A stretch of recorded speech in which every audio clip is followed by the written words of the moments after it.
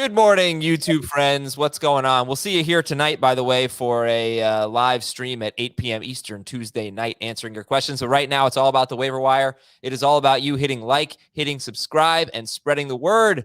Let's get going right now on this Tuesday morning. Well, it's one of those interesting waiver wire weeks. How much are you going to spend, or what kind of priority are you going to put on guys like Devonta Freeman and Dearness Johnson? Oh, it makes your skin crawl a little bit, but you might have to go there. Welcome to Fantasy Football today. It's Buy NATO week. I know Dave doesn't want to do this, but I kind of want to put him on the spot anyway and send it to the weather desk for the update. What do we got? I am totally. I told you I didn't want to do this, Adam. All right, you have to do it. I can't believe you say that. We've got gusty winds and rain coming into Buffalo that's going to wipe Josh Allen and Stephon Diggs off the fantasy map. Down in Los Angeles, look out for an El Nino. Justin Herbert won't be able to bounce back in week 7. And Big D, there's big trouble, big thunderstorms. No CeeDee Lamb, no Ezekiel Elliott, none of those other really great fantasy football players down to Jacksonville. No one wants to use those guys anyway, other than James Robinson. Well, guess what? Too bad. James Robinson's going to have to sit down on your bench in Pittsburgh. Ben Roethlisberger's arm isn't going to look so good anyway because he's going to be sitting on his couch eating Cheetos during week 7. And in Minnesota, they've got a dome. You don't have to worry about the weather most weeks, but there's no Justin Jefferson. There's no Dalvin Cook. There's no nothing. Not even Kirk Cousins will start in week number 7. It's a bye, NATO. That's my... I hate you, Adam. That was good. That was for on the spot. That was really, even for not on the spot, that was really good. Round of applause. Andy loved it. Look at that big smile on his face. All right. Yeah, so listen, Buffalo, Dallas, Jacksonville, the Chargers, the Vikings, the Steelers, all on bye. And that means, as of right now, running backs 2, 3, 4, 8, and 9 are all out this week. One of those is Kareem Hunt. He's on IR. But 2, 3, 4, 8, 9, all out. And that doesn't even include Dalvin Cook, by the way. Adam, yes. Now it's my turn to put you on the spot. Why don't you tell everybody about our new sponsor? I'll tell you about our new sponsor next week. You're going to enjoy it. Jamie, before we get into the waiver wire, Derrick Henry is on pace for 432 carries, 2,088 yards, and 27 touchdowns. He is in the club of the 2,000 rushing yard guys. That's could have been said better. 2,000 rushing yard dudes who are averaging a lower yards per carry the following year. Every single one has had a pretty big drop. Henry is actually averaging only 4.8 yards per carry. But holy cow, he's on pace for 432 carries. He scored 3 more touchdowns last night. He is not fair. He's a monster. He's an absolute beast and shattered this Buffalo run defense, which had been amazing coming into this game. I'm going to ask Dave and Heath this question on HQ at 12. Would you sell high on Derrick Henry if you're getting, 2 significant starters or maybe 3 significant starters in return? Because clearly he's going to bring a big haul. So I guess I'll ask you the same question, Adam. Would you sell high on Derrick Henry if you can get something, 3 great players in return? One of them would have to be a top 5 or 6 running back, and then I'd consider it. Yeah. Well, if somebody's giving you a top 5 or 6 running back, they're not making that trade. It's going to be somebody that's been struggling that still has some upside. Well, could be Zeke on a bye, Potentially if someone's on a bye, I guess you could. No, I'll put it this way. I'm not trading Derrick Henry unless I'm getting a top 6 running back and something. Okay. So you wouldn't do it. Saquon Barkley. No. DeAndre Hopkins and Amari Cooper. No. Okay. Would you do that? The trade chart might suggest that that's a good trade. Now, if that were Joe Mixon. But again, the Mixon owner's not giving you something and. No.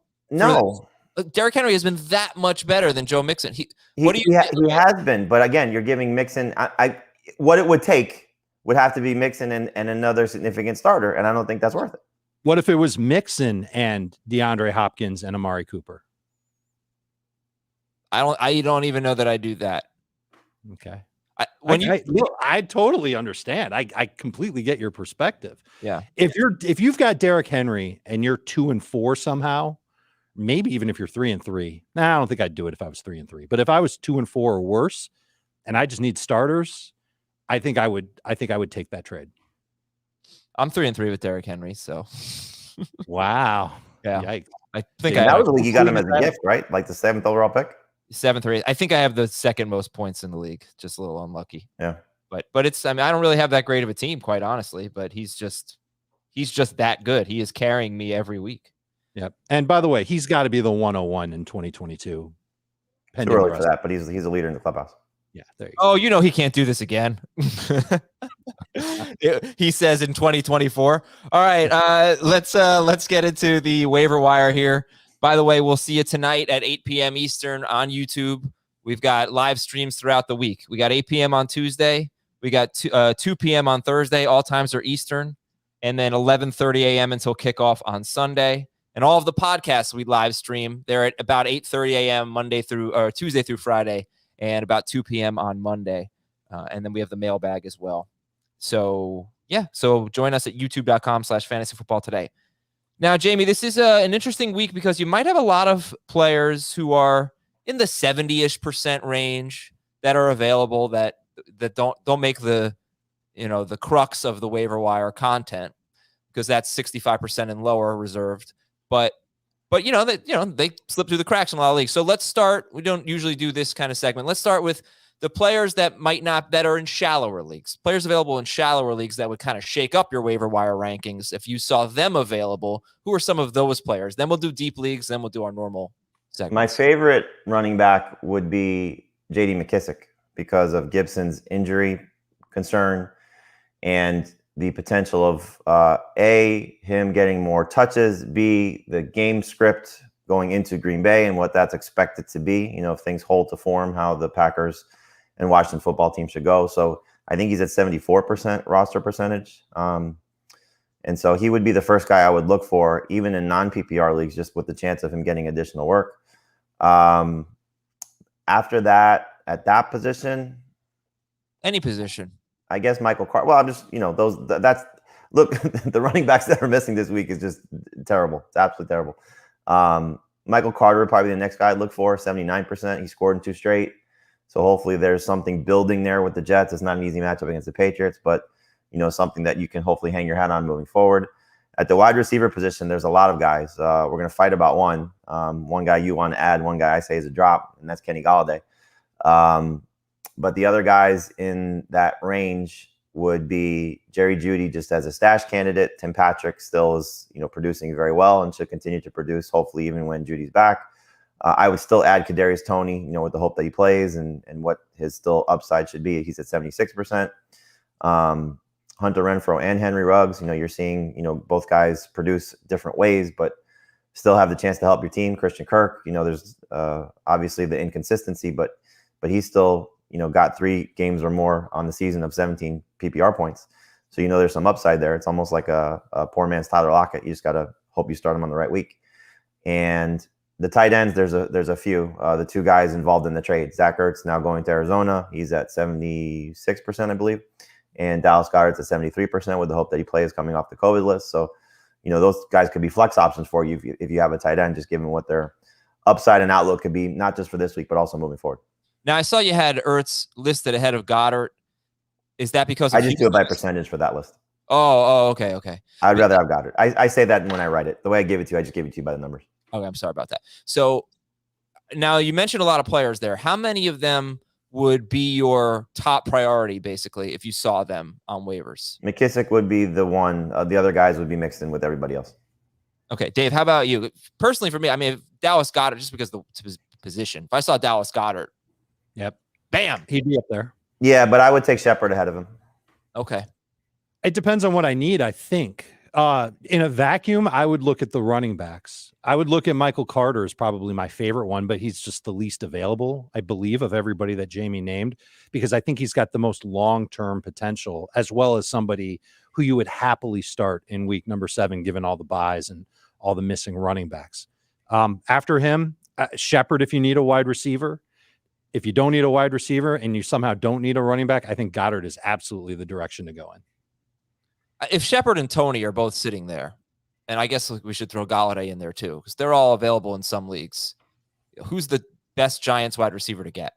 I mean, Shepard has shown you his track record, at least with Daniel Jones. That's his go-to guy. That's his blankie, So But he's I can't never imagine really that. done it with a healthy Galladay and Toney, you know? Yeah, well, he's done it with a healthy They're Galladay. healthy right now. No, he has. I don't know that. I wouldn't say that he's done it with a healthy Galladay. Well, I mean, at what point is Galladay going to be healthier than he was when he was playing earlier in the season? He's always going to be dealing with something. I mean, he's going to be dealing with his knee injury probably all season. He's dealing with the hip injury then, so he's just that type of guy. He's going to be playing banged up, hopefully playing banged up. Look at him. Kadarius Toney is like 10 times better than Sterling Shepard. He might be, but we didn't get a full sample size of who's going to play inside, who's going to play outside for a full game. He ran 4 rounds. He got targeted on 3 of them. He was going to have 70 catches. That's your sticking point. I mean, sure, you can say that Shepard might lose with Toney there, but who knows when Toney's going to be back on the field? Yeah, feels like stretched that he'd play this week, but they haven't really said anything. And Galladay may not play, so totally get it. Shepard being a big priority is what, 63% rostered? 64%. And if you want to expand a little bit, like Dave said, the running backs that I gave you, Elijah Mitchell's like in the low 80s. There's somebody in some 10-team leagues who might have been dropped. I'm sure there's guys in some 10-team leagues, wide receivers in some 10-team leagues that were dropped. I can look in the guys at the 80s if you want real quick. Well, you said Judy, right? Yeah, you said Judy. Judy's at 81%. Like if you expand the tight ends a little bit, Hunter Henry's still at 85%. Gesicki's at 88%. So if you want to go to more of the shallower leagues, but if you're looking at the wide receivers who still could be available in the mid 80s, and again, you never know what happens with teams that are on a bye week because some fantasy teams have to make some tough decisions. Corey Davis is at 86%. I mean, he's had some great moments this season, clearly, and they're going to be probably throwing more times than not. Jacoby Myers at 84%. I know it's been a little bit of a tough stretch for him the last couple of weeks, but still there's a lot to like there. So, there's some guys. And then, aside from Elijah Mitchell at the running back spot, some other guys in the 80s would be, you have still Khalil Herbert's at 88%, Devontae Booker's at 88%. Those guys might have been, not picked up in some 10-team leagues. Damian Williams was in the mid-90s. He's now at 87%. So for teams that don't have IR spots, if he's dropped, he may play this week and he could go back to being the lead Bears running back. And A.J. Dillon's at 81%. So there's another guy. Alex Collins at 81% too. Okay. And then in those really deep leagues now, for you deep league managers, players that are rostered in, 20% or fewer of leagues, you do have the Baltimore and Cleveland running backs that are available. You have Jarrett Patterson. You have Rashad Penny. Did I steal everyone? Is there anyone else that? No, DJ Dallas also. I mean, that backfield is such a mystery right now because, the one thing is Carson's out. We don't know if Collins is going to play. Pete Carroll is optimistic. Sounds like he'll be out there. Penny coming off IR, but you know how Penny's track record is. He may not come off IR. But if there is no Collins, if there is no Penny, then DJ Dallas and Travis Homer would be the 2 lead guys there. And in some deeper leagues, it's not a bad idea to take a flyer on it because they play Monday, so you're not going to get their practice report until Thursday. Yeah. Ricky Seals-Jones is widely available. He'll be a hot waiver wire pickup. Mo Alley Cox also. And let's get into it then with the top 3 waiver wire priorities. Dave, who, 3, 4, whatever. Who are the guys you're looking at this week? I don't know if there's a slam dunk guy that's widely available. I think if you're like most fantasy managers and you're without a running back this week and you're just looking for somebody that you can pick up and start, I guess the name to tell you is Dearness Johnson, but it makes me nervous to say it. It's you can file him right under what Devontae Booker was last week, which is a guy who's got an opportunity, should see 15 touches on a short week against the Broncos, and it's a Broncos run defense that just got gashed by Kenyon Drake and Josh Jacobs. He would probably be my top priority if I needed a running back this week. If I didn't need a running back this week, if by some miracle I had 2 or 3 healthy running backs that were playing in week 7, I'm passing on Dearness Johnson. And I'm maybe looking at somebody who might be able to help more long-term. I like Ramondre Stevenson there. He's 65% available. He was working in the passing downs role a little bit for the Patriots. I'm interested in him. I'm interested in carrying Devonta Freeman, who will probably share with Le'Veon Bell, provided that Latavius Murray is out this week. And I thought that Freeman for the last 2 weeks has looked like the best running back in Baltimore. So if those opportunities are there, I'd like to have him on the team.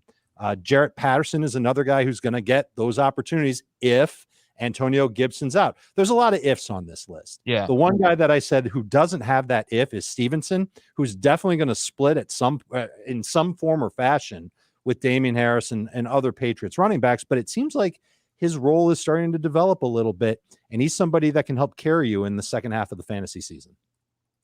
So are we not thinking Nick Chubb is going to play? Because they haven't ruled him out for Thursday. It's a short week. Stefanski was positive about it, so just keep that in mind. But the fact that he didn't wasn't listed as practicing on Monday, I know they didn't officially practice, but that's the report that they gave. So take that for whatever it's worth. So today will be a big day. If he's able to get back out there and do something, it's clearly something you should be focusing on because of Dearness Johnson and for whatever it's worth, Dimitri Felton. But I'll go back, just to the running backs here. To me, the best guy is Devonta Freeman, and I don't know if it's particularly close. Just looking at what Latavius Murray's injury is, John Harbaugh on Monday said he didn't want to give an update on Murray's status. And so if Murray's out and you're looking at Le'Veon Bell and Freeman and maybe Tyson Williams, who knows what they'll do with him. But Freeman, like Dave said, he's looked explosive the last 2 weeks. He actually looks more explosive than he has in the last couple of years. It's refreshing to see. And, just knowing what this backfield is, that Murray's been a pretty consistent touchdown producer. I think it's only been 2 games where he hasn't scored. Whether that's Le'Veon Bell or Freeman, but Freeman just has a little bit more juice to me. So if I have the number one priority, I'm avoiding the Brown situation. Stevenson is more of a long-term play. Rashad Penny's more of a long-term play. If I need somebody for this week, it's Freeman, and he would be the second player to add behind Sterling Shepard. Are you excited about him? I mean, compare him to, say, Damian Williams a couple weeks ago. Elijah. No, there's nobody in that category. There's nobody in the Darrell Williams, Damian Williams, Chuba Hubbard category. Elijah Mitchell, if you want to just keep going back to the start of the season. Because we don't know if Murray's out. Murray could easily play. And if he plays, then Freeman's not worth the number one waiver spot. And again, it's a weird week because the 6 teams on a bye, all the players who are dealing with injuries. So you might have to burn the number one waiver spot on somebody that you don't want to if it doesn't reset. So if you've been sitting in that spot for a week, it's just one of those frustrating situations. And so you could have to decide between, a Ravens running back, a Browns running back, a Seahawks running back, and that would stink. But I think if it does reset and you're sitting at the number one waiver spot, Freeman could be the guy that they start to look at moving forward. Dearness Johnson may be the guy in tandem with Nick Chubb, or Felton's the guy in tandem with Nick Chubb. Stevenson, like Dave said, 3 catches. He had the most catches, targets, and routes run of the Patriots running backs. He was a mess in pass protection, so who knows what happens coming out of that game. But still, he now has back-to-back weeks with at least 8 total touches.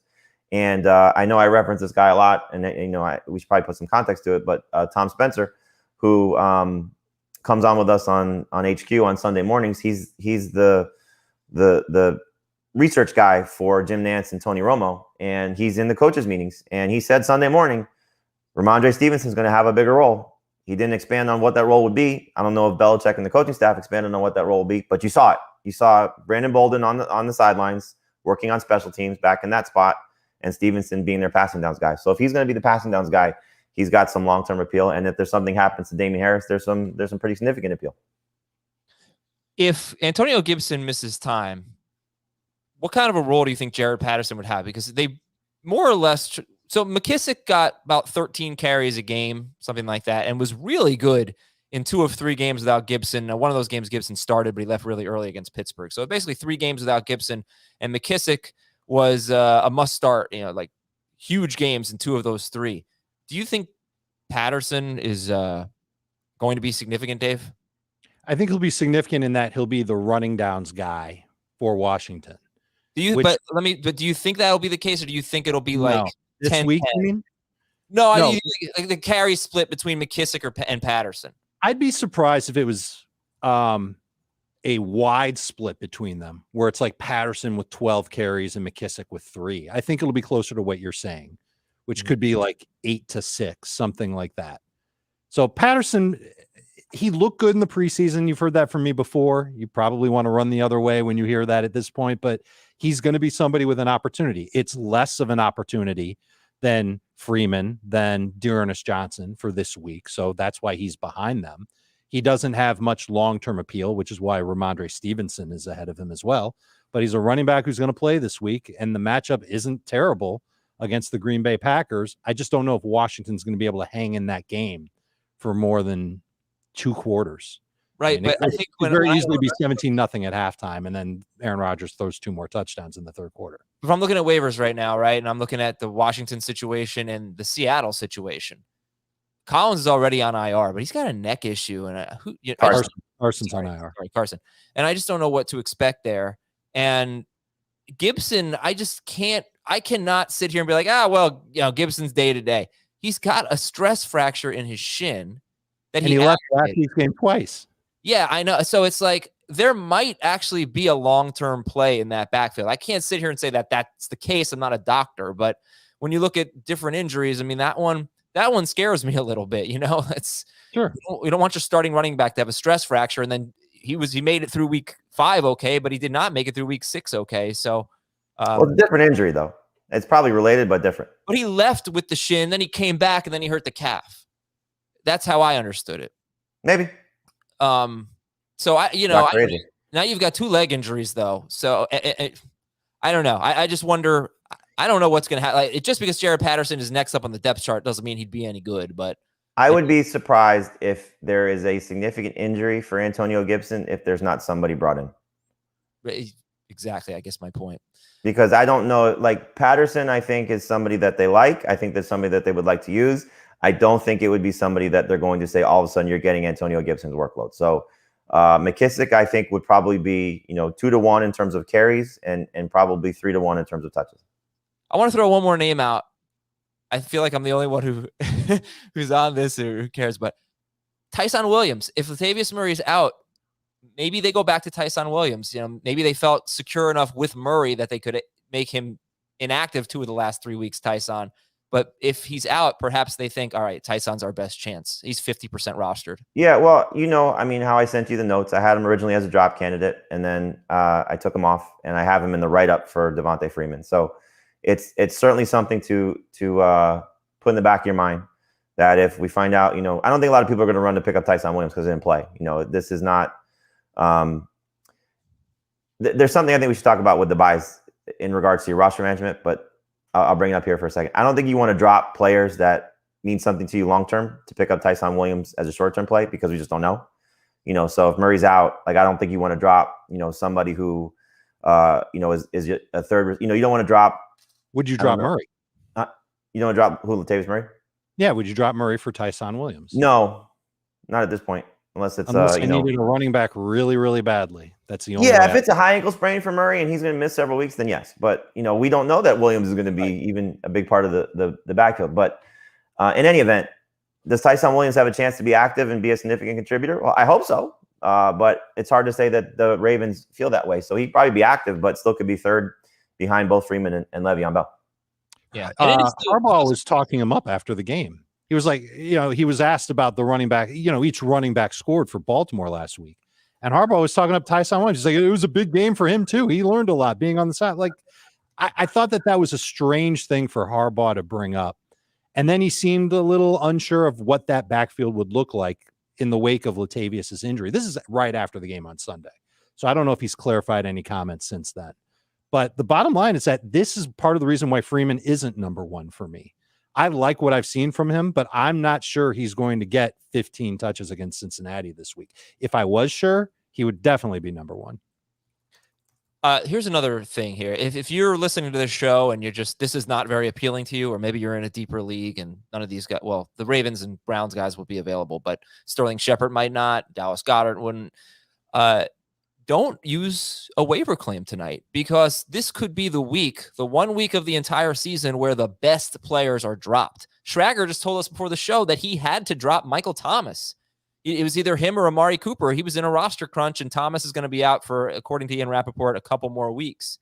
So, this could be the week where you don't use your waiver priority tonight or Wednesday, whenever they run. And then all of a sudden you're first or second after the first run of waivers, and you could pick up the best player that was dropped. So keep that in mind. So that's what I was going to bring up. I don't think the tough decisions so much are. I don't think the toughest decisions necessarily are who you're going to pick up to replace your starters. It's who you're going to drop to pick up some of these guys when you have so many players on a bye or injuries. It's so frustrating. I mean, you think about the 6 teams on a bye. There are stars across the board. It's not like last week where there was a couple guys that were missing. Alvin Kamara, Kyle Pitts, Calvin Ridley, the few guys, Deebo Samuel, the 4 teams who are out. These 6 teams have stars everywhere, every single team. There's 4 quarterbacks that are great, There's running backs on every team. That's great. Every receiver, every team has a significant receiver or two. It's a lot to deal with. And so what I think you should honestly consider is, I think we got a question from Scott Fish, as a matter of fact, about what the rules are for taking a 0 in your lineup. If you're 4-2, 5-1, 6-0, you might take some zeros and take a loss this week to avoid ruining your roster long term. I would hate to do that, though. I would hate to do that too, but I would also hate to ruin what my team looks like. Like I have a team where I have Najee Harris and James Robinson as my top 2 running backs, and I don't have a lot of wiggle room on my bench because it's a keeper league and I'm carrying guys long term, and so I may struggle to make some tough decisions this week because I don't have Josh Allen, so I already picked up Jameis Winston as a quarterback replacement. So there's one spot that I have to shuffle out, and the quarterback spot. So there's going to be some tough calls for me that I don't want to drop guys. And if I lose, I lose. But I know long-term, my team's going to still be better off for it. And the flip side to that, and if you file this under, easier said than done, you could always try and make a trade. You could try dealing away. Like, I don't think, Jamie, you're really interested in dealing away Najee Harris for smaller parts. You'd probably prefer to do a 1-for-1 type deal with Najee for another running back who's just playing this week. But I hate the idea of trading him straight up, for example, for Joe Mixon. I think you'd rather have Najee than Mixon rest of season. I don't think that would appeal to you. But maybe a trade with another running back that's on bye this week, maybe Robinson, you would consider. Not that exact trade that I said, but some sort of a deal. Like Schrager tried to look for a deal. Not straight up drop Michael Thomas. You freaking took Michael Thomas with a top 100 pick. Yeah, and you waited this long. But the flip side, and now you're going to drop him. That's a terrible thing. You should have tried to make a deal. But the flip side of that is, hold on. And then at the very latest, wait until Saturday to drop Michael Thomas if you have to. That way, you've got a chance to pick him up next week. At least you've got a chance to do that. Go ahead. The flip side of that though is if you're 3-3, 2-4 or worse, then you might have to drop some of those guys because you can't afford to lose anymore. So yes, you try and make a trade, try and do something that can help your roster. But if you have to make some tough calls, and we're not talking about dropping Najee Harris or James Robinson, those caliber players, we're talking about dropping, so I would have to drop, I don't know. There's not, I don't know the whole roster. Mike Davis is playing. That's terrible. In any event, you may have to make some tough calls. Zach Moss. I'm sorry? What about Zach Moss? Would you so you may have to drop a Zach Moss to pick up Devonta Freeman, and that would absolutely suck. But if you are in a struggling roster situation, you might have to make those type of calls. So it's just I'm just thinking more along the lines of the teams that are winning. You might have to make some tough calls about sacrificing this week. Yeah, well, I'll tell you who I think could get dropped in some leagues and would be a very tough call is Alexander Mattison. I don't think anybody wants to drop Alexander Mattison. I don't think anybody wants to drop Tony Pollard, but these are the decisions that you might have to make going into their bye. I would say try to hold on to those guys if you can, but how about Tyler Bass? Is he worth, if you could afford the roster spot, he's the #1 kicker. I'll let Schrager in here to defend his Michael Thomas drop. Yeah, right. Ben can't help himself. I can't help myself because I just dropped Bass and Madison in the same league.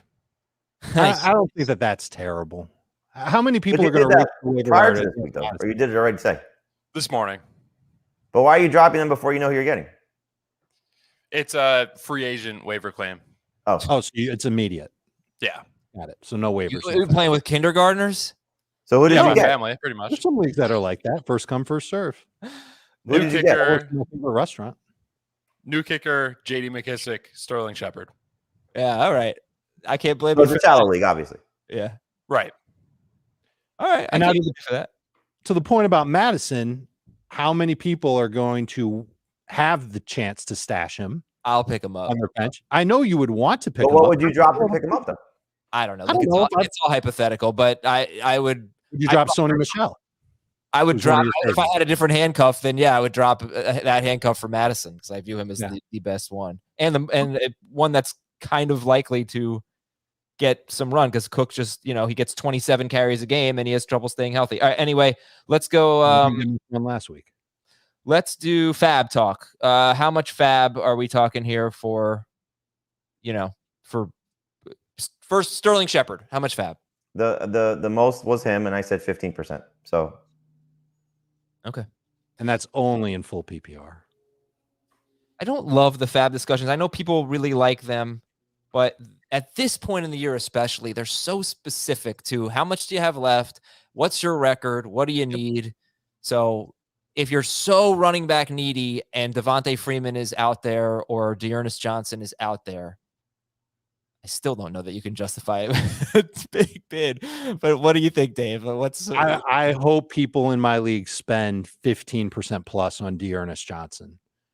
I think he's worth adding if you need a running back this week and you cross your fingers that Nick Chubb doesn't practice on Tuesday and doesn't play on Thursday. Okay. The only positive with Dearness Johnson is that he's healthy and he's a running back on a short week. So those are the only positives. He's not a great player, but I wouldn't spend a lot of fab on him, especially knowing that I could probably spend the same amount of fab. And I'm talking like 11% max on Devonta Freeman, on Ramondre Stevenson. You could probably spend a little bit less than 11% and get Jarrett Patterson. You can spend a little bit less and get Le'Veon Bell or Tyson Williams. At least those guys, they all qualify as guys who will play in week number 7. And in the case of the Ravens running backs, I think they're all definitely going to play versus Dearness Johnson probably won't play very much if Nick Chubb is active. Hey, by the way, there are two, I should have mentioned this earlier. There are 2 DSTs that are about 75% rostered that if you don't 78 and 74. Yeah. Cardinals and Patriots. Patriots against the Jets, Cardinals against and the Texans. Saints were dropped in a bunch of leagues. Well, the Saints are in our threshold, so you're good there. Yeah.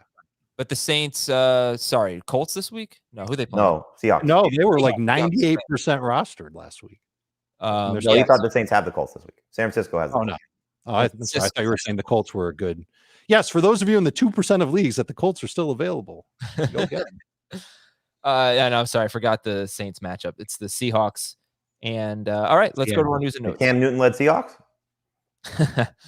Kareem Hunt's going to go on IR. He's going to miss some time with the calf injury. We've talked about this situation. Nick Chubb may play this week. Baker Mayfield hurt his shoulder. He insists he will play this week. And now also relevant to this game, Denver's had a really good run defense for most of the year. They weren't as good last week. They have now lost 2 starting inside linebackers for the season, Josie Jewell and Alexander Johnson, who got hurt. Jewell earlier this year. Johnson got hurt last week. And they've got Baron Browning. I don't really know much about these guys except for Jewell. He's a backup inside linebacker. He has a concussion, and he won't play this week. So they're very depleted there. I don't think that's not like a guarantee they're going to have a bad run defense, but you've lost 3 inside linebackers. Alex Collins beat up. Rashad Penny's likely going to be activated this week. That's what they said. Mentioned Michael Thomas, according to Ian Rappaport, still a couple of weeks away. Does that mean he can't play next week? I don't think the timeline could change, but he's not going to play this week, I think we can assume. Antonio Gibson's going to have an MRI on his leg. Jerry Jeudy has a less than 50% chance to play this week. Dak Prescott hurt his calf, not a 100% guarantee to play in week 8 at Minnesota, but they seem optimistic about it. Tyrod Taylor, 10% rostered. He could be back this week against Arizona, and he's actually, despite leaving one game at halftime, he's a top 12 quarterback per game. 12th so far. Ryan Fitzpatrick could play this week at Green Bay. Jimmy Garoppolo, you guys projecting Jimmy Garoppolo this week? Yep. Yes. Okay, he's got the Colts. Alex Collins is questionable. Oh, I think I already mentioned that one. Sorry. Yep, I did. Julio Jones. Oh, the injuries last night. Jeez. Julio Jones left with a hamstring injury. Dawson Knox, a hand injury. Taylor Lewan was carted off, left tackle for the Titans, and luckily he seems to be okay. T.Y. Hilton's hurt, or else he's probably fine. Oh, he's fine. Okay, good. Well, so then he should probably be in the discussion of a waiver wire. Yes, he's the number 3 receiver for me. All right, great. Paris Campbell could miss the rest of the year. He's going to be out for a while. Foot injury, tough. I mean, Paris Campbell can't stay healthy. I feel bad for that kid, man. Can't get a break. Yeah. We're going to get Calvin Ridley and Russell Gage back this week, it looks like. We're going to get Stephon Gilmore making his debut with the Panthers this week.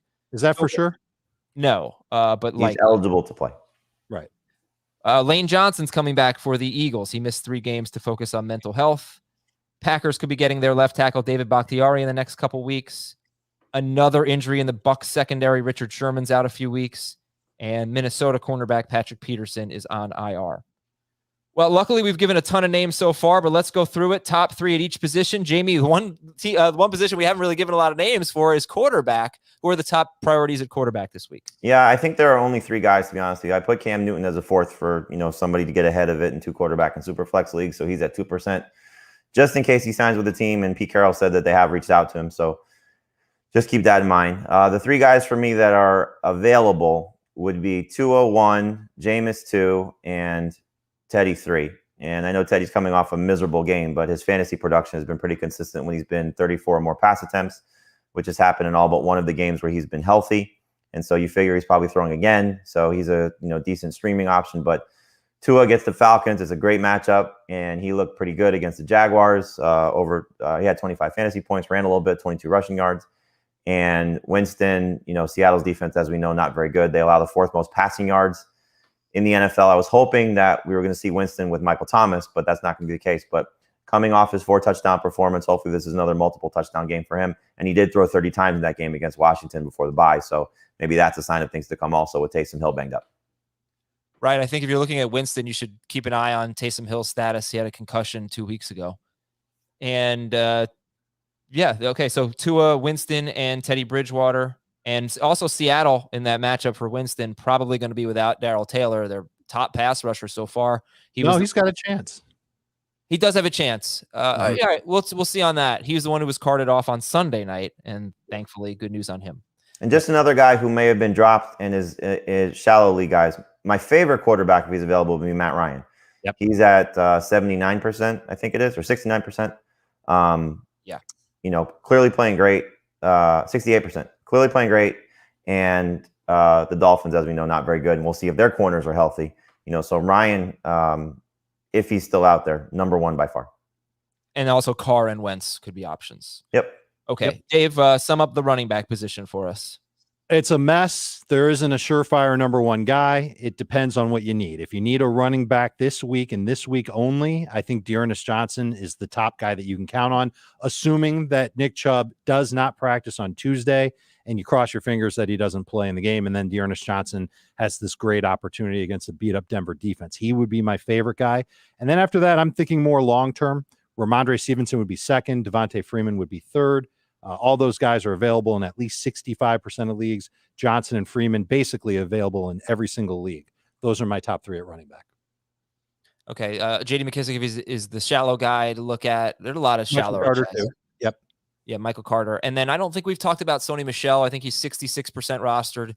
There is definitely a garbage time opportunity against the Detroit Lions.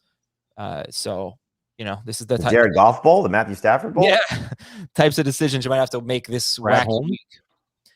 Wide receiver, Jamie. Sterling Shepard's one. Who else? Sterling Shepard's one. I've gone back and forth on 2 and 3, but I put AJ Green 2 just because the matchup against Houston, and at least you know what you're getting from him. Plus the health factor. While T.Y. Hilton said he is healthy, Frank Reich said he's healthy. He did leave the game with a quad injury, so you could put T.Y. Hilton second if you want. But Green's consistency has been pretty, there. 6 targets in every game, 13 or more PPR points for his last 5.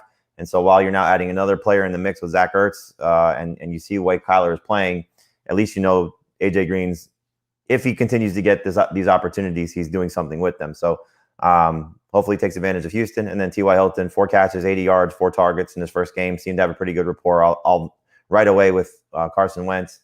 And you saw a little something different in this matchup for them with Hilton and what they did with Paris Campbell, the 51-yard touchdown, pass to Campbell, but Hilton making plays down the field. The offense is now opened up a little bit. Forget about Campbell not being there, which sucks, but now you have a guy to stretch the field. So I hope it doesn't come at the expense of Michael Pittman like we saw, but T.Y. Hilton, as we saw at the end of last season, was a very good fantasy receiver, and hopefully that's the case again now that he's back. Yeah, all it took for Hilton was just getting on the same page with his quarterback. It took him half the year in 2020. Doesn't seem like it's taking him that long in 2021. No love for Darnell Mooney? I have him 4th. It's a good matchup, but I just don't want to trust Justin Fields. And at some point, we're going to see something from Allen Robinson. So he's there. He's worth adding for sure. 2 of his last 3 games have been good, productive at least for fantasy purposes. But the targets just haven't been off the charts. And this is still a team I think that's going to be run first and a struggling quarterback. So he's behind the other 3 guys for me. And I know we talked about it being like the Jared Goff Bowl and whatever between Rams and Lions.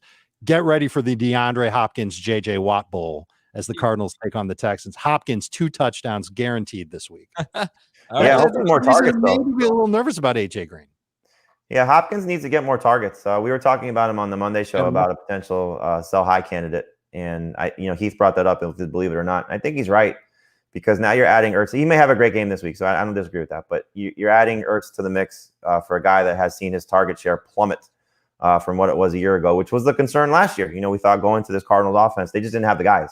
And now they have the guys. And Kyler's, developed as a quarterback. And so if Hopkins continues to get these targets, you can't rely on the touchdowns and yards because that's the touchdowns, because the catches and yards have cratered. It's just it's going to be a rough stretch, I think, at some point for him. Yeah, totally get that. Wait 1 week on Hopkins. His longest stretch without 100 yards since 2016, I want to say. I feel like it was the Osweiler year. Yeah, has to be the Osweiler year. Yeah. So, I mean, because I think he had 5 in a row in 2019, but this is now 6 in a row. I don't even know. This is not even dating back to last season. I don't know how he finished last season, but okay. Tight ends, Dave. Who are we looking at tight end? I think Seals-Jones has to be the top guy at tight end. And I know it's a little gross to think about, but let's face it. He's playing a lot. He's getting a lot of targets. He had a touchdown last week. As long as Logan Thomas is out, I think that Ricky Seals-Jones has to be the top guy on the waiver wire this week. And then after that, it's kind of gross. I mean, there's Mo Alley Cox, there's OJ Howard, Pat Freiermuth had a bunch of catches, but he's not playing this week. I guess I'd go Alley Cox ahead of OJ Howard as that second guy, but I'm looking for a warm body who might catch a touchdown. Alex Cox has proven to do that, so has OJ Howard. So spend a little bit of fab to get one of those two. I know almost everybody is, but are they better than Evan Ingram in this week? I just hate trusting him. Trying to find someone. Yeah, I mean, if you want to bank on the other guys being out, so no Galladay, no Slayton, no Toney, then sure, you can say Evan Ingram's got a chance. But he's had a couple chances already this season with guys banged up and just hasn't delivered. So I don't know. Like Alley Cox, at least you've seen him score 3 touchdowns in the last 3 games. He scored 2 of the 3 games, if you want to put it that way. They're probably chasing points against the 49ers. So, maybe some increased targets without Paris Campbell there from Wentz. For Howard, it's more of a gamble. Does Gronk not play? And if Gronk does not play again, is it Howard's, time to shine like we saw in the Thursday game last week? So there's a risk. I guess my question would be Dave, who's the under on the Thursday night game? Because that's the next tight end you might want to pick up. Who do you want it to be? Well, let's go ahead and manipulate this to our favor. You got a lot of options. You got 3 tight ends for the Browns. I mean, do you want Njoku to be the start of the week? Do you want Noah Fant to be the sit of the week? I mean, yeah. Whatever under prop you're playing, hopefully we're going the other way. Is that we're doing the reverse kibosh thing? All right, so Ricky Seals-Jones, Marley Cox, OJ Howard, and it goes without saying if Dallas Goedert or Zach Ertz is available, prioritize them, especially Goedert. DSTs, Dave, who are we looking at? Oh no, sorry, Jamie. Yeah, go ahead. Well, you mentioned the Cardinals and the Patriots, and the other ones that I looked at were the Saints at Seattle. Obviously, that offense is struggling and injured. The 49ers, I think they'll be healthy coming off their bye week against the Colts.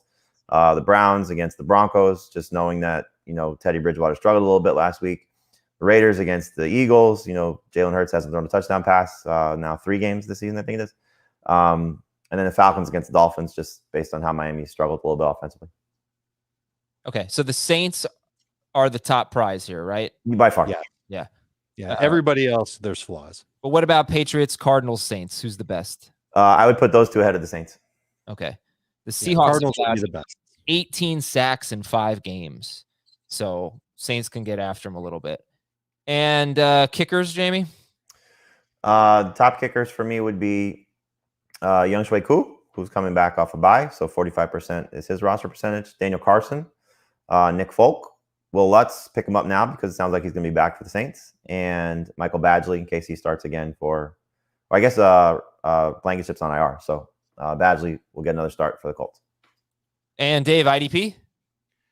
Ask in 5 minutes. Okay, we'll do.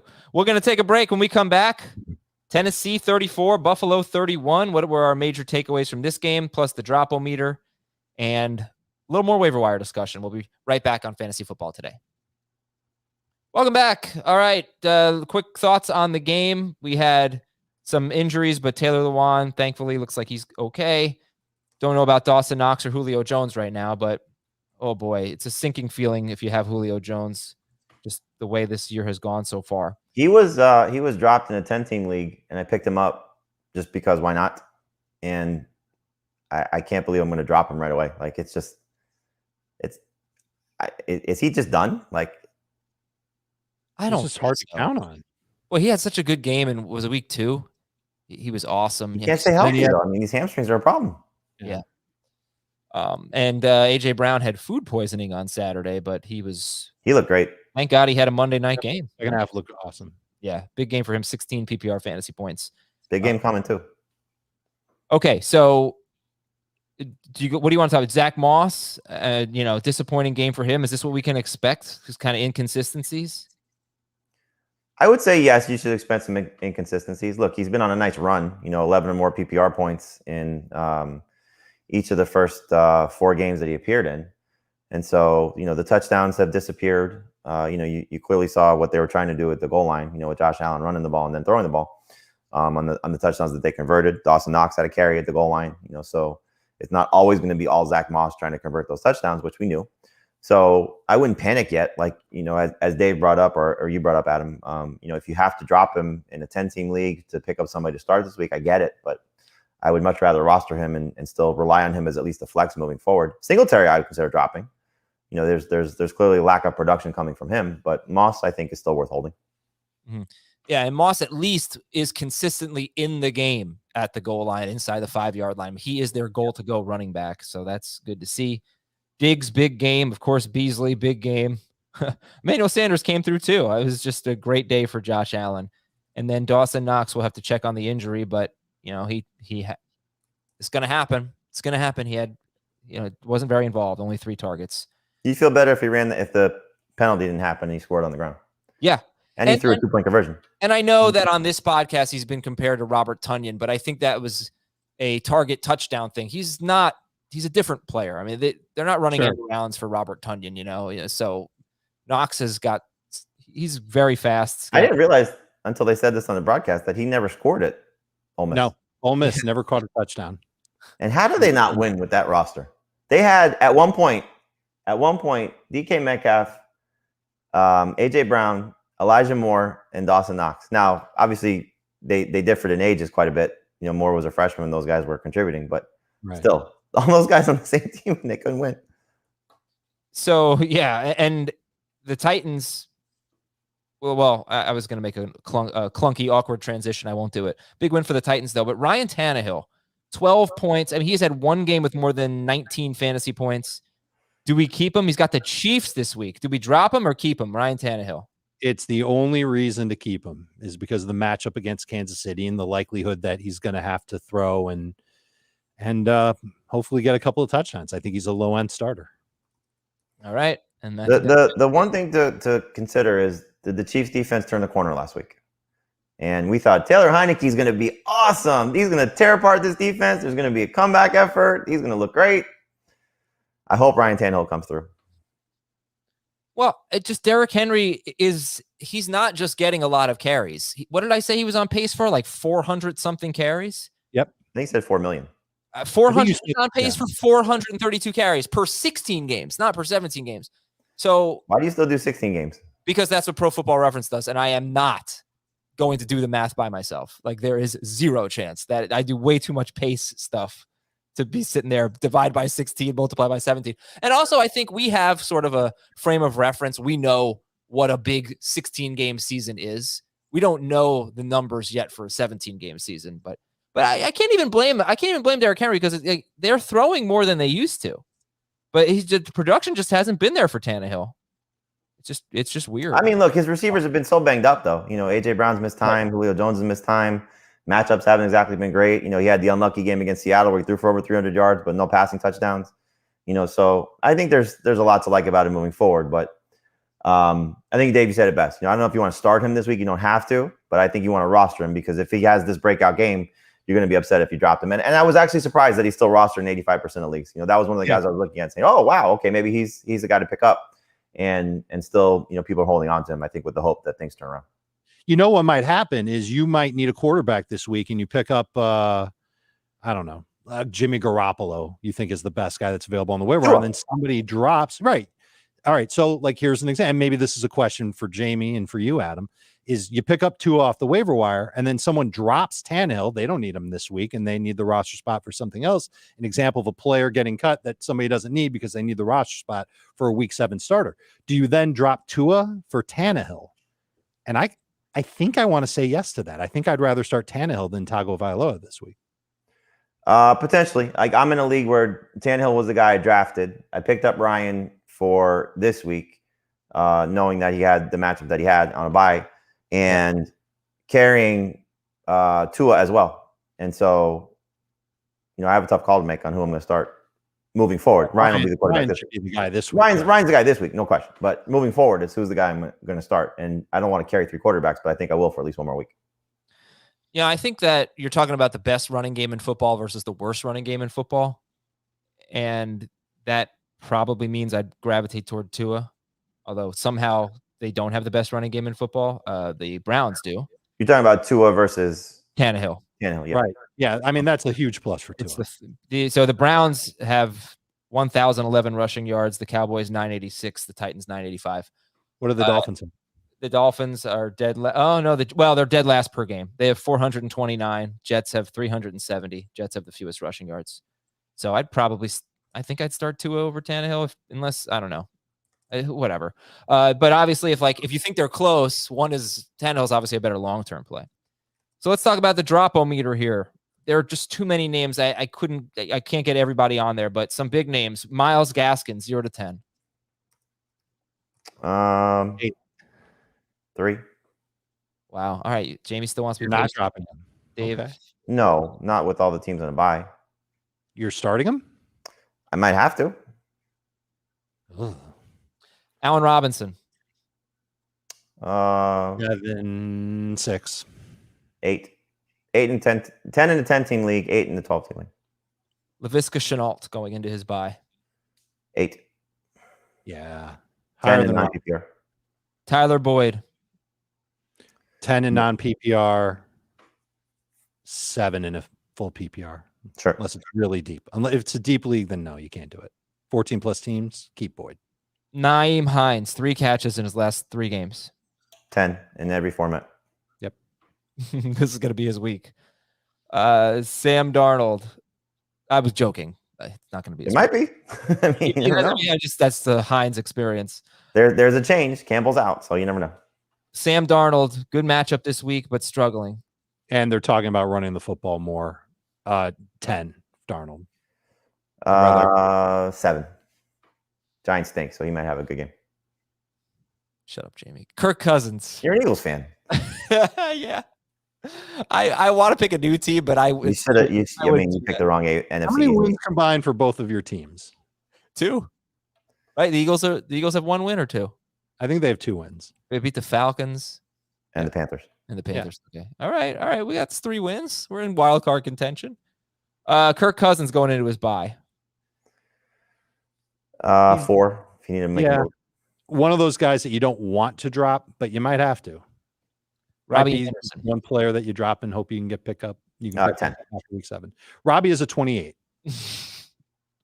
Look, if he gets 10 targets against the Giants, I think he's going to have a good game. That means he's going to have 3 catches for 25 yards and maybe a touchdown. He scored twice on the season and still only has 43 PPR points. Yikes. All right, waiver wire. Let's see what else we can talk about here. Start with the quarterbacks and level of excitement rest of season if you see Carr, Wentz, or Ryan on your waiver wire. Ryan more so than the other 2 for a couple of reasons. One, you're starting to see him play well. You saw Kyle Pitts have a big game. Calvin Ridley coming back. Best is yet to come. But already passed his bye week, so you don't have to worry about making a transaction if you want to rely on him. Okay. And yeah, all right. So Ryan's our favorite. And then if Tua is your number 1 waiver wire quarterback, and you said Tua, Winston, and Bridgewater, Jamie, if Tua is number 1, I know Ryan's ahead of him. Are Carr and Wentz ahead of Tua? Carr is ahead of Tua. Wentz for this week would be behind Tua. Okay. And Bridgewater, by the way, has scored 22 to 25 points in 4 of 5 healthy games. And now he is facing the Browns, who give up the 3rd most fantasy points to quarterbacks. So he's also got a foot injury. I don't know how much of that is actual injury or, have to list him because of designation for Monday. Sure. Okay. Tyrod Taylor, if he's back, every quarterback to face the Cardinals. No, I'm sorry. No, they've allowed 23 plus only twice this year. Yeah, I'm sorry about that. So Tyrod Taylor, any interest in him? I'd have to miss on everybody that we've talked about to consider Tyrod. He would be more. What's his roster percentage? 10%. Yeah, I think if you're in a 2 QB or super flex league and you want to pick him up just to speculate, that's fine. Okay.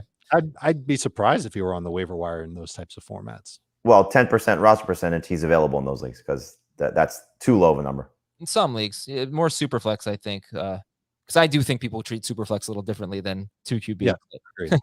Ryan Fitzpatrick also could play this week, so you need someone. He's facing Green Bay. Running backs. Okay.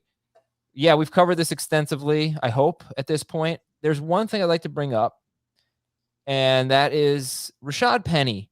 If you look at his career, it's been so injured, but when he's been healthy, he's actually been pretty good. And yeah, do you think Rashad Penny could be a long-term solution for the Seahawks? Absolutely.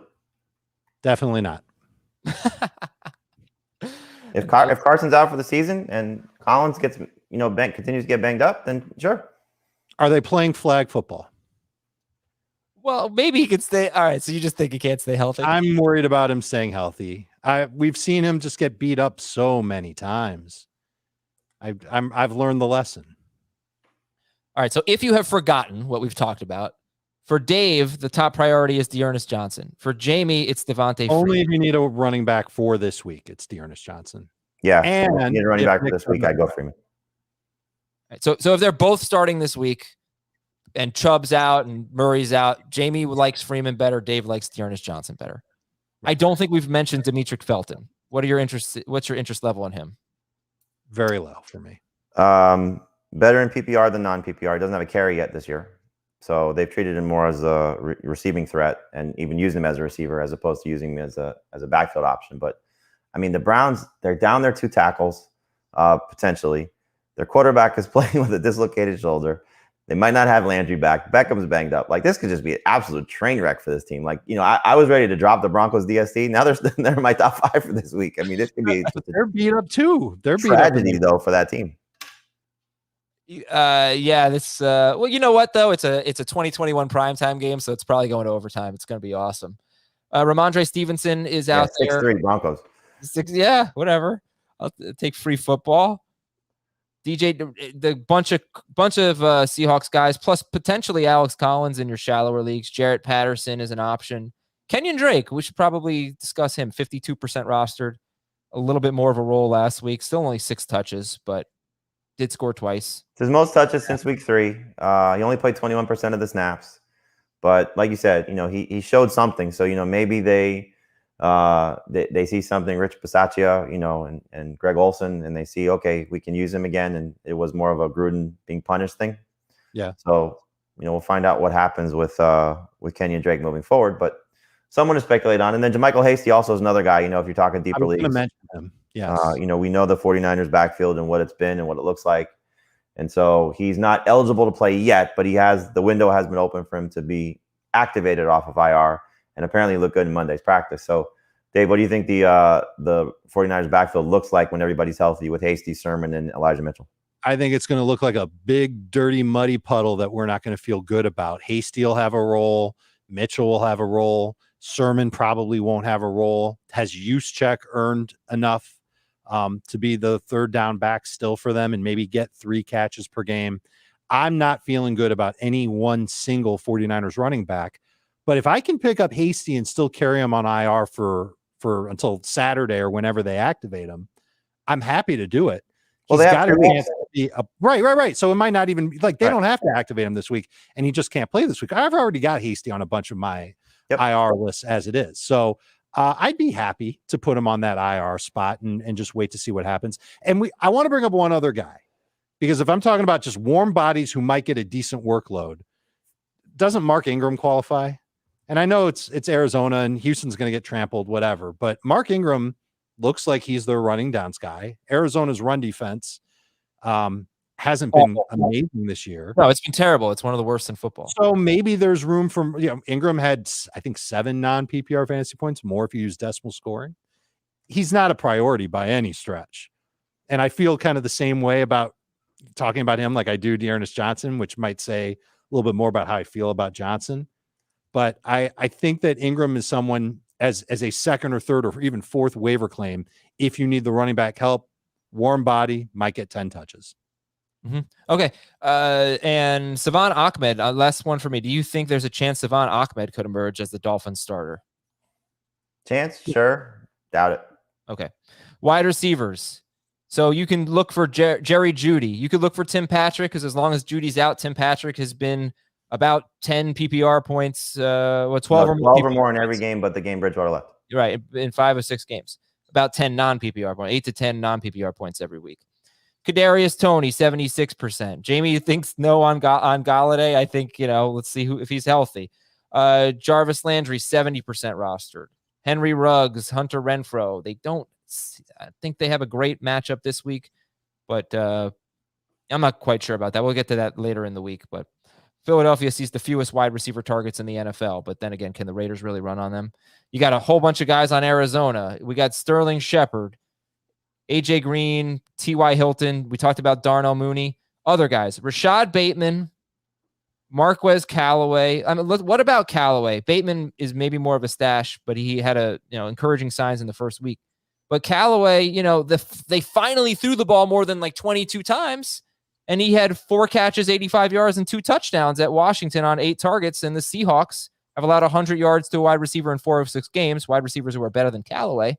But, this could do worse than Callaway, Dave, right?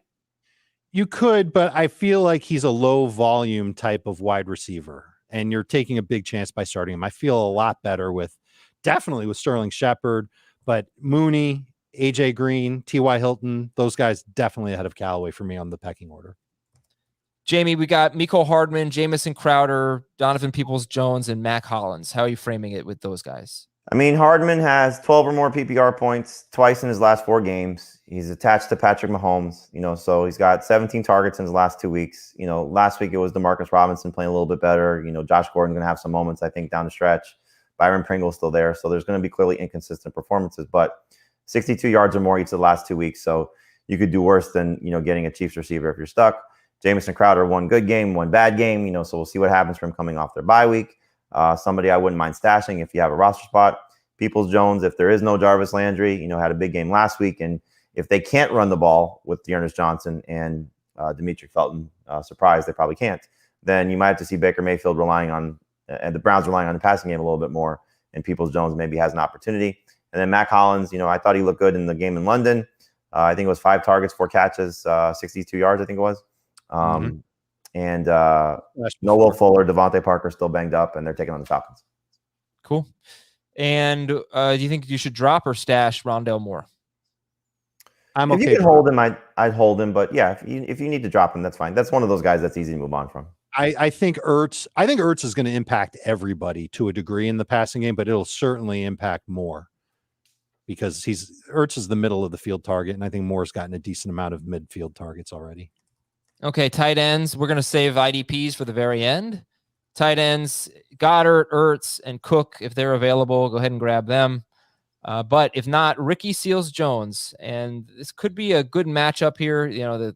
When they face good tight ends, the Packers have been bad, but I don't know that if that's Ricky Seals-Jones. But Mo Alley Cox, Pat Freiermuth on bye. Freiermuth is interesting because first game without Juju, 7 targets, really involved. There's going to be somebody catching short area passes, and he looks to be that guy. So not a bad stash candidate if you can afford to carry him. Pick him up Saturday night. And O.J. Howard had a really nice game against Philadelphia, and if Gronk's out, you might want to turn to him again. And I think that's about it. And then for DSTs, the Saints are the one that's widely available that we want the most. But the Patriots and the Cardinals are actually ranked ahead of them if you can get your hands on them. If not, 49ers. That one, I don't know how I feel about that one. I don't know. You're right. Neither do I. Jamie, you like the 49ers? It's just like... Yeah, they're rested. They're at home. This is, not a must-win game for them, but it's a big game for them. as you're seeing what the Cardinals and Rams are doing. So if they're going to try and keep pace, I think their defense is going to have to step up, and we'll see how Carson Wentz holds up to the pressure in a road game in primetime. Then you got the Browns against the Broncos, Raiders against the Eagles, Falcons against the Dolphins. Are you going to stick with the Panthers DST this week against the Giants? Yes. You should. And then how about the Ravens, 69% roster going up against Cincinnati? They look great. First time all season, I think they look as dominant as they have been. And why? You know why? I told Heath he was too high on them. No, that's true. I did it again. 3 in a row. So what do you think? You starting them against the Bengals? He had the Patriots too low, right? Too? Yeah, he had the Patriots too low against the Texans. No, the Cowboys. I'm sorry, he had the Cowboys too low. He had the Cowboys too low against the Patriots. Right. Is that what I said? There was one. That was one of them. Yeah, there were a couple last week.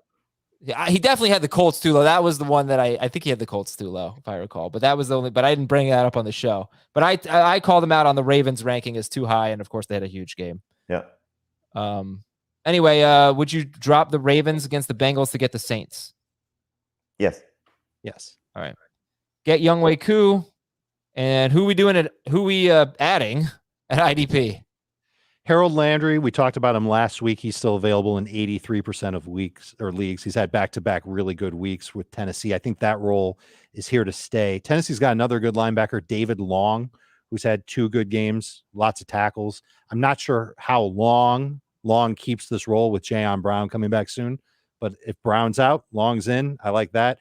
Anthony Averett, I'm not 100% sure how to pronounce his last name. Safety for Baltimore.